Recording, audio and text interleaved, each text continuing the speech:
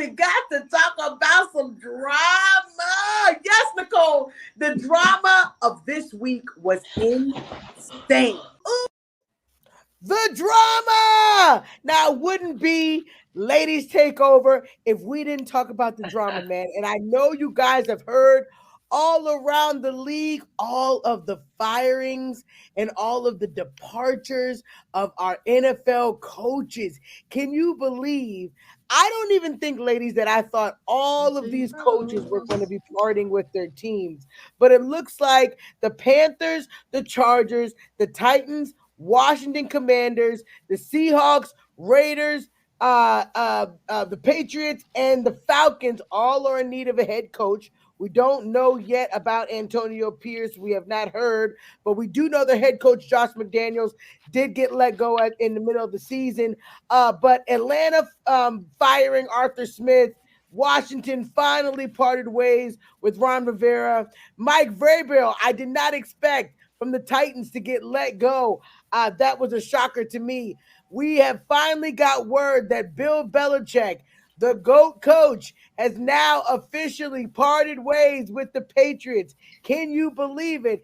And our Pete Carroll. Pete Carroll found out, which it looked like it was a surprise to him, that he was not going to be the coach of the Seattle Seahawks.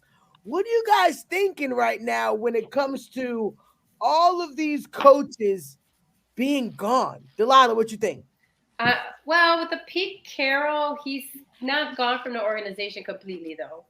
And so I think that he's supposed to stay on in like an executive advisor position. And somebody may want to get him as a coach. Yeah, I don't know. If they offer him the right amount of money, and when he did the press conference, which I shared with you ladies, he was thankful to his wife. She was, being a coach isn't easy. Takes you away from your family, like months out of the year. So I think he's okay with the decision, and my guess is he's probably gonna be okay with an advisor role because then he can actually spend time at home with his wife now and enjoy some not retirement, but maybe some more downtime. You know what I mean? So I don't know. I think if they pay him well enough for an advisory role, and he'll still be able to see with an organization he's been with so long and that he won a Super Bowl with, I think he'd be okay. He wouldn't be the first coach. A lot of coaches who want to retire but not retire, will say, you know what, let me go into this role and I'm still going to help, but I'm not going to be the head guy. You know what I mean? So I don't know. I think I'll stay with the Seahawks in that advisory role, especially if the pay's good. Yeah, why not if it pays good? And what were you surprised about, Delilah? I mean, sorry, Kate. No worries. What was I surprised about? I don't know. Vrabel, I think, is my biggest shock because I did not know he was even remotely on the hot seat in Tennessee. Yeah. I did not expect that in the least. I knew they were struggling, but I didn't know they were struggling that bad. I was like, maybe they're just a few missing pieces from being back to where they were in the playoffs and everything else. But I really was like shocked because, Derrick Henry basically gave his going away speech after that. Yeah. So I feel like there's a big rebuild coming in Tennessee. So probably was the best to move on to a new head coach. But all I know about all these openings, you can't have Harbaugh. He's got to stay at Michigan.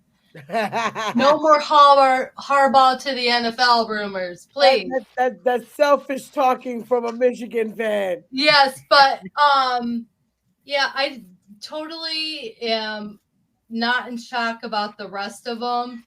I totally agree with a lot of them. And Delilah, I was delighted to see that they're sticking with your coach and letting him have more time. Because I thought maybe that was a borderline hot seat position, your head coaching, because that was one of the places that they rumored Harbaugh to go. Listen, I would have sold my let me not say what, okay? So bring that man over here. Because if you don't know this, if you don't follow football, Jim Harbaugh played for us. Yes, he did. Okay. So, and he played well. And so he understands. He is a bear. What's your bear? Your bear for life. Yeah. And so he knows the culture here, and he understands how to, I don't want to say manipulate, but get things done because he knows what to say to get the system. And I'm like, I would have loved to see an actual coach Yeah. who knows what the hell he's doing.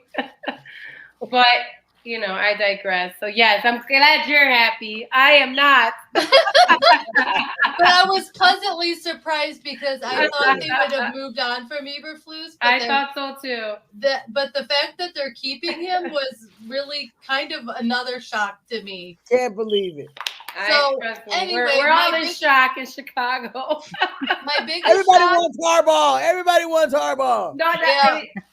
Yeah, but I wanted more. No, but anyway, oh gosh, Sean, if he goes to Washington, I will hang my head into a big pile They of said he's like close sand. with the owner. They said he's really close with the owner. He's close. They say he's close with everybody. But anyway, but my biggest shock was Vrabel. But another big shock was that they kept your coach in Chicago. Yeah. So those are my two shocks. Love it. Love it. All right, Nicole. What you think? I think it's crazy that Dennis Allen still has a job. There you go.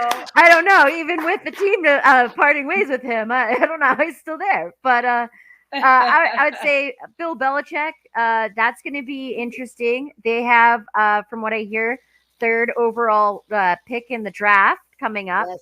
So whoever that they have there is going to be really needing that. For the Carolina Panthers, they just got young, and so they're going to be, I think, looking for a very offensive, something that can help develop him because they have no draft picks really coming up because they just had it for young. They gave him all to. yeah. So, who else was there? Arthur Smith. Kyle, the weight has been lifted off. You can rejoice now with the Falcons. Yeah, I don't know. Those were my surprising picks. I love it. Yeah. I love it. I absolutely love it. All of these coaches now have an opportunity to go other places. We will see. But let us know in the comments what you guys think. What coach was a surprise for you?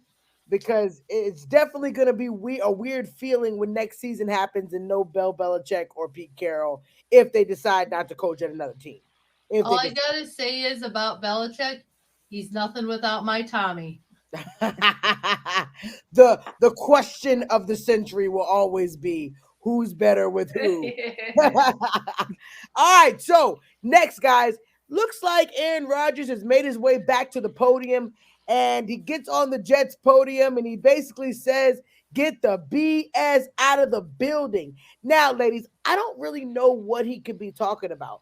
Maybe he's talking about when Mac Jones or not Mac Jones, Zach was getting all these comments about him not playing anymore. Or they were saying somebody in the locker room, was leaking information out. Maybe he was talking about that. Or Saleh, maybe, he needs to be prepared for something to happen just in case, did he make right decisions during the season? What do you think Aaron Rodgers was talking about when he said, "Get the BS out of the building"? Delilah. I think that Aaron just likes to hear himself talk. I'll be honest. I think that's what he likes to do. He likes to create drama and stir the pot and have people questioning and guess. He loves that. He lives for it. Why do you think he literally was almost another co-host of Pat McAfee? He was on there every week. He loves that stuff. It's true. And on that show, he created controversy with a talk show host. You know what I mean? So, he loves this. And I feel like he did it just to have us say, "Ooh, who's he talking about?" That's why I think he did it. Honestly, I swear, I think he just loves to stir things up. I almost dropped the S-bomb, but I think that's what he likes to do. I think he just likes to create people talking and going, "Oh, who's he talking about? What does he mean?" And, "Oh, who's it?" I don't think I honestly didn't even elaborate, so you're right. I don't think he was talking about anybody actually in particular. I honestly think he just did that just to have people talking and buzzing and talking about him, going, who is Aaron talking about? Because it keeps us talking about him, right? Yeah. It keeps us thinking about Aaron Rodgers and the fact that he worked on getting better and that he could have come back because he actually healed faster than they prognosticated. But at that point, what's the point? They're not going to the playoffs, right? So why risk anything? So he's going to play the upcoming season, you know what I mean? Finally, a full season with the Jets. And I think he's just trying to stay relevant, have his name in people's mouths. That's what I think it Very was. true. Very true. All right, Nicole, what you think? Yeah, I think Delilah, you put it pretty good in that, Mr. Want to stay irrelevant, wants to stay relevant in the conversation, even though he's not really on the field with things, and we're talking about him, so like it's working, about it, whatever. But the bullshit in the building, I think maybe it could be something going on, but he just likes to give that lure of luring people in, maybe new fans of the Get out Jets. there to see who's chewing on the nuggets and just Yeah. Who do I got? Who's following me? Come behind and let's. I don't know. That's what I feel. But yeah, I'm sorry, Aaron Rodgers. Okay. All right. Kate, what you think? Oh, Mr. Drama Queen. Oh, Aaron. Gosh. I think he's so not used to being in the spotlight that he does whatever it takes to put him in the spotlight, like mentioning Jimmy Kimmel on the Pat McAfee show, which now Pat McAfee just released that Aaron Rodgers will no longer be on his show because of the controversy he has stirred with all of that. Yeah, I don't think there's any BS, but I think Aaron is just not used to not having the spotlight on him and everybody talking about him and everything else that I think Aaron Rodgers would do the whole world a little bit of good and just fade into the sunset and just go away from the NFL and period, question mark, exclamation point, because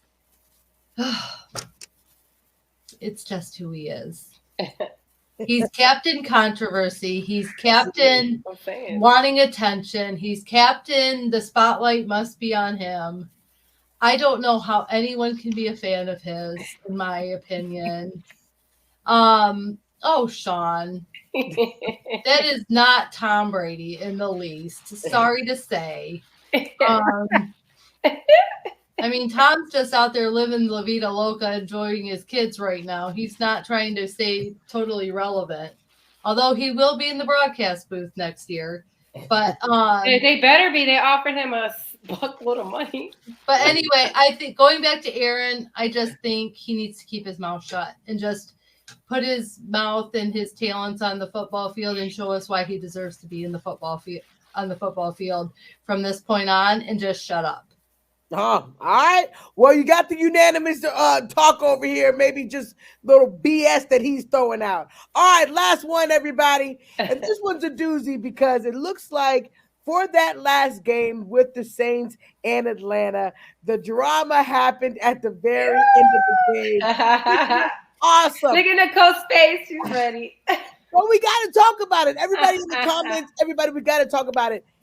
Do you think it's disrespectful what the team did by giving their running back an opportunity to score, lining up in the V formation? It was not the correct formation because I guess what I'm hearing is that formation is a surrender formation to make it think that you're going to take a knee, but they tricked them and they did not take a knee and ran it in for the touchdown.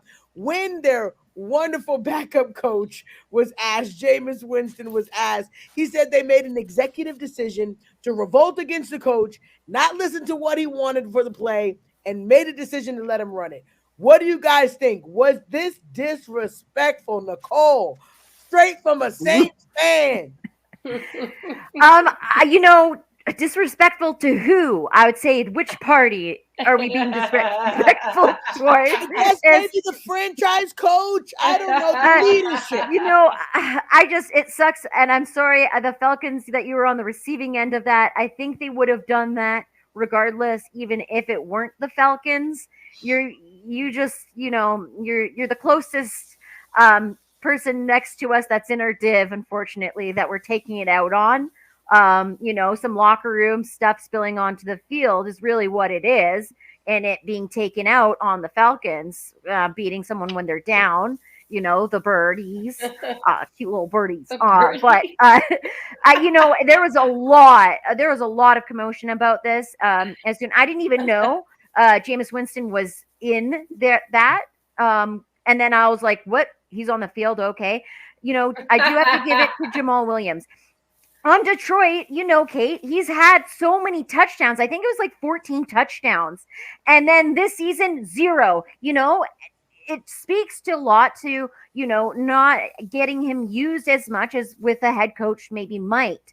And this just speaks to a lot of animosity. Cam Jordan was defending him. Jimmy Graham was defending him. A lot of players are defending him. And Jameis Winston, even spoke out and said it was a team decision. And that's what it was. I think they really were unhappy. I think someone's making Dennis Allen stay there personally, and that he wasn't going to get fired on Monday. And maybe they found out and they were like, this is not good. I don't know. Maybe it seems like some sticky stuff going on in the Saints territory. But how would you feel if you were a coach, Delilah? I mean,